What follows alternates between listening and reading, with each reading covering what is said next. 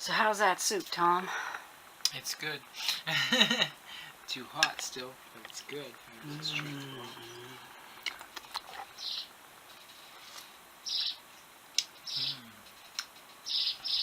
Tasty stuff. Hi. Today's vlog includes my friend Tom, who happened to come over, and I hadn't recorded my vlog yet, so he's graciously allowing us to do it together. So for the next 30 minutes, I have no idea what we're going to talk about. I was onto something. What was I onto? I can't remember. That's the trouble. That's the whole problem. Memory. We're getting old. Oh, Tom and I have known each other for 10 years? Since 2002. It's now 15 years. 15 years we've known each other. That is nice. That's really nice. 15 years. It's longer than my marriage. We're having vodka and SodaStream soda. No, I'm done mine. I'm going to have to get Tom another refreshment of some kind. I'm going to offer some of this apple juice because it's easy. That's smart. So we met. Can I tell them where we met? Yeah. We met at a pagan group. Yeah, online. It was online, but they met locally, and the two of us met there. And he's the only friend I have from that pagan group. All the other people in that pagan group were shallow and self-serving. Oh, that's apple juice. I thought it was alcoholic. Nope. That's from the Wandering Market, and it's really good apple juice. It's the best. Yeah, It's good. this pagan group where I met Tom. I started going, and I was doing my best. I wasn't really enjoying it. There was a whole lot of ego and shallow behavior there. It was making it hard to enjoy. Having to dance around the egos it's not my dance.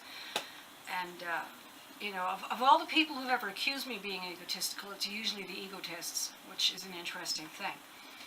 So, but I do my best to get along, because from my point of view, humans are weird. There's just no way around it. Human beings are weird, unpredictable, dangerous creatures. You're walking on eggshells around most of them, even the ones you like. So Yeah. I started bringing my blind friend Rhoda. My blind friend Rhoda, who is so autistic, it's practically a neon sign, but has never been told she's autistic and does not consider herself autistic, and took umbrage at the very suggestion that there was anything other than being blind and diabetic that was wrong with her, while she runs roughshod over every group conversation. But I always think of people in pagan community as paragons of tolerance. Wouldn't you think? It's a collecting place for the abused. You'd think they'd be extremely tolerant. So I thought this was a really good community. And she's so passionately pagan. It's rare to see someone who cares that much about their faith, and it's a beautiful thing. So I was bringing her, and the next thing you know, nobody was showing up. There would be one person would show up. Finally, I got onto the Face Group page, I think, and I caught wind of something, or I managed to get somewhere I wasn't supposed to, and discovered that they were holding the meetings at a different location, using a separate list of people to announce it, while sending one person to the public location, where they would vet people before telling them where the real location was, and admitting them to the secret group behind the group. And all of that to ostracize myself and my friend Rhoda. And I sensed that it was Rhoda, because I was there for a year or two before this happened. So this was sad enough. But then a musician comes to town and contacts asking if anyone in town is willing to have a house concert for a pagan musician. Rhoda immediately volunteers. I do one of these because I've been to her house, and I immediately arranged to go over there and do a major house cleaning, because I don't want anyone to deal with the condition that the house is in, and I'm a good cleaner, so I go over there with my steam mop and my brooms and brushes and what have you, and we whip that place into shape. Meanwhile, Rhoda and her husband purchase a barbecue's worth of food. And these are people he's on a single minimum wage income, and they have financial assistance for the disability assistance, but they're poor as church mice, and they're blowing it all on a barbecue for a lot of people who aren't coming, and they didn't come. Nobody but me. I think you were in Regina. You'd left town before this all happened, so you missed out on all this That was like tempest in a my cauldron. my 8 months in Regina. Yeah, the kerfuffle in the cauldron. So I was, she was announcing each step of the way on the Facebook group the investment emotionally and financially that was being put into this concert. And they couldn't step up and support that. I get it, you don't want to hang with her. Can't do much about that, but you can handle one night at her house. So that was the end of the pagan group for me. I wasn't much more successful when I was involved with pagans in Vancouver either. I kept running up against all of those butthurt egos. We're making soup, by the way. Here, you want to have a look? Check out this. We sauteed the meat and the garlic and onions, and then we put them in. And then Tom helped me out, we chunked in a whole lot of vegetables. We've got some pre-cut celery and pre-cut Brussels sprouts, although we had to clean them. And then Tom did the potatoes and carrots. And then we've got this tomato basil pasta that I'm cooking, and we'll put into the soup when it's done. This is going to be yummy, and we're all going to enjoy it. Yum, yum, yum, yum, yum, yum. So, yeah, I remember having a similar experience with the pagans in Vancouver, where there was a high degrees of selfishness to the point that people readily and easily ran all over each other emotionally. Like I said, it's a collecting point for victims of abuse. And if there's one thing I can tell you about victims of abuse, that's where the abusers come from. Wouldn't you say?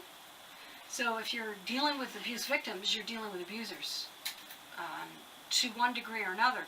And that's not to say that everyone who's a victim of abuse necessarily turns out an abuser. Certainly that's not true, but enough of them do to keep the problem going. And that was my biggest problem with the pagan community. I loved so much about it, but I didn't like that part. And then there was this other aspect to pagan community, because we also have hippie pagans. Hippie pagans don't like ritual, so that immediately separates them from the Wiccan pagans. The Wiccan pagans, they like their tools and their toys and their rituals. The hippie pagans, they like their paintbrushes and their creativity, and they like their drums, and they like to dance, and they want everything spontaneous. And in between, you'll sometimes get these few people like me who like the rituals and the excitement and the setup, but also are open to spontaneity and like to see spontaneity break out in the midst of a framework. You know, what's your favorite kind? Paganism. Paganism? I don't know if I have a favorite kind. How many have you experienced before you moved on to other things? Not that many, actually. Just my own personal stuff that I did for myself. Well, then there's solitary paganism. Yeah, lots of book reading. That's probably my favorite. Yeah, because I didn't join many groups. Well, that Yahoo group that we were on, like Yahoo group, because it was on Yahoo. Yeah, Yahoo was still a thing. I thought it was Facebook. No. Okay. I think it was Yahoo. Yeah, hell. Yeah, hell. Yeah. Yeah, I was on Yahoo groups. First I was on private email servers in the late 90s, and then I got and Usenet. I miss Usenet. It was pretty fun. I don't know if I remember Usenet. You know what happens though is every time you get a really good community going, the trolls move in because they see easy pickings, and they shift themselves in. There's even a troll on that that one group that you and I are on with the FTM group. I got trolled by someone. Now, Holy crap. the first clue is that, hi dear, only catfishing. Greet you for the first time in private messaging with an endearment. And so I'm right away, and the name is foreign, so right away I'm like, okay, looks like a catfish to me, a foreigner using endearments to contact me without any prior communication about this. Your average real person talks to you in the main public and gets your permission before they go to direct message. And in fact, I highly recommend that. Do not direct message someone without first dialoguing with them in an open public way, using language and words and phrasing that anybody can read. So then they know who you are. They've already got a bead on you. Yeah, like in You- real you life said- where you meet them in a public place first. You know, they've posted, this is a picture of my cat, and you said, that's a cute cat. And eventually you go, hey, can I talk to you privately? And that's up to you to say yes or no based on how much of that input you've already put in and how much time they've spent checking out your pictures and what you post. Then you can DM them. And when you DM them, you better leave the endearments off completely and tell them, what the heck do you need to ask them? Now, this person wanted to offer to sell me some illegal substances that would never made it across the border into Canada. And at that point, I'm like, you know, this is a closed group of people I'm, you know, a very Just there small to sell group, shit. people I really want to try and Grief. connect with. I really don't want to be unkind with one of them, but at the same time, I don't think this is a real member. This is a marketer. Yeah. So I just kind of went, you know, sorry, I don't have confidence in you. You're foreign, you're using endearments, and I don't know you, and so I'm not going to continue to talk to you. And then I blocked them, because what else are you going to do? Yeah. And you remember, if they're using endearments, and even if they call themselves John Wilkes, or John Booth, or Wilkes Booth, or something, even if they're using a westernized name, remember, if they're using endearments the first time they talk to you in private chat, they don't care how you feel. They genuinely don't care about their effect on you, because, and that is going to continue all the way through. Now, I don't know if Tinder counts. I would more readily trust someone on an app like Tinder if they said, hey, sexy, than if they said, hey, dear.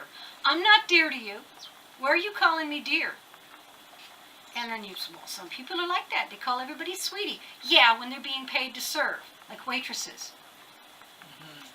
You know, or your average little old lady that was raised in an era when you just called everybody sweetie because they're all younger than you. Men, I don't trust them when they do that. Is that So like tear. It's like a little. That's the picture I was telling it's you like about. a hand of cards.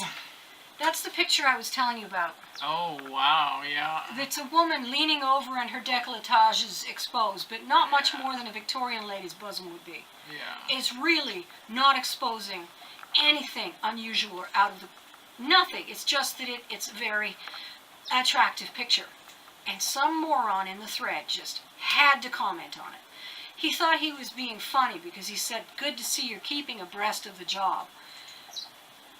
Now she's never gonna, you know, she's never gonna approve a photo of her that shows off her cleavage again, just for fear that she's gonna get criticized.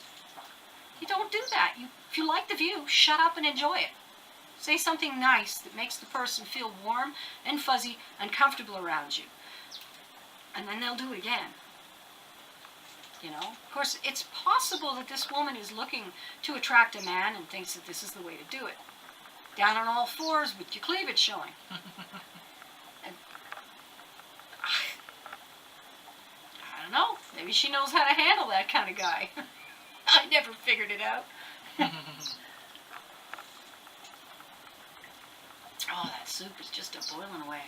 Yep. I think the pasta's done. I think I'm going to. I think it's time to. See that? Doesn't that look like it's done? Done-ish? Let's see if it's tender. The carrots are kind of tender. The Brussels sprouts, yeah, you see, you don't want this sort of stuff 100% cooked because you're going to reheat it when you eat it. And you want a little crunch in your vegetables.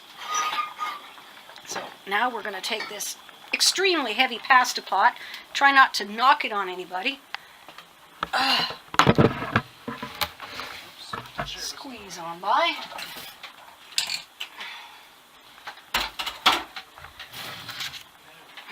Oh, now the view in the camera is really bad. Really, really awful. Sorry. We're gonna end this soon anyway. We really have nothing to talk about now. I mean, clearly we come up with stuff, but that's all I do. Is I just quickly, I don't worry about getting all the water out, and back into the soup it'll go, just like that. Okay, bye bye.